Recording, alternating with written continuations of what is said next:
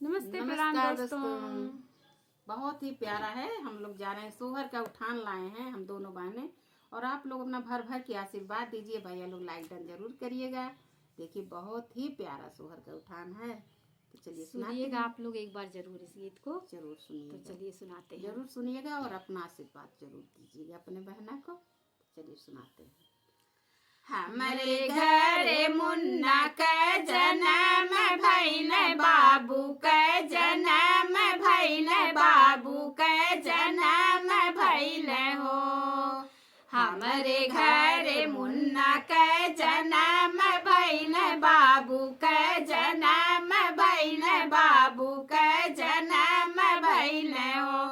अरे लीपली ननदिया सौरिया, सौरिया ने गवा मांगे नियो।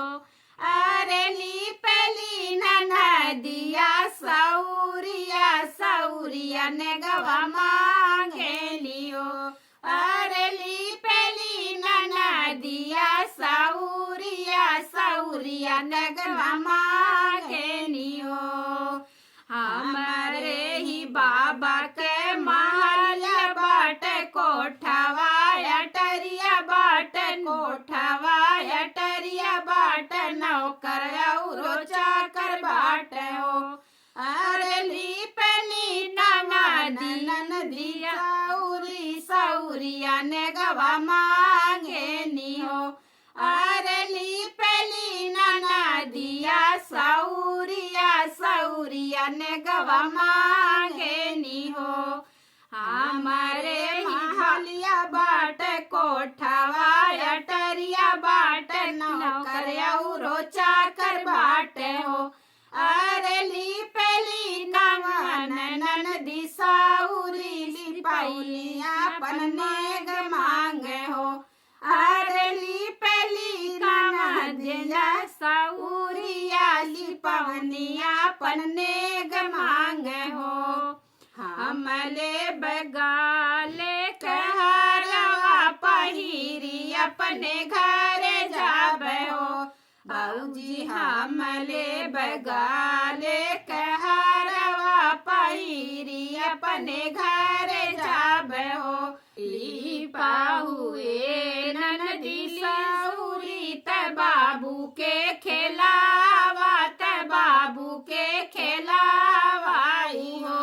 लिपा हुए ननदी सौरी, त लालन के खेलावा, त लालन के खेलावाई हो।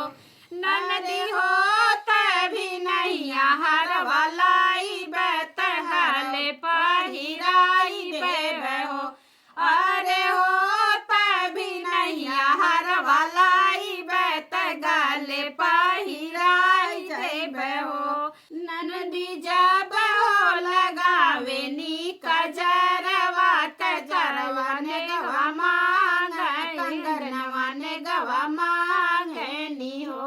ननदी जब हो लगावे नी कजरवा, कजरवा ने गवा मांगे, कंगनवा ने गवा मांगे नी हो। भाभी हमारा के दे दो ना कंगनवा, बाबू के नजर लागे हो। भाभी हमारा के दे तू ना कंगनवा, तब बाबू के नजर न लागे हो। बोलिया तये ननदी बोले, बोला नहीं जाने, बोलहु नहीं जाने लूहो।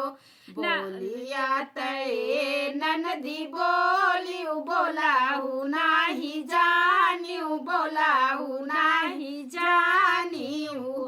ननदी तो मोरे नैयर के कचिनवा, कंगनवा नाही नेग देबे हो।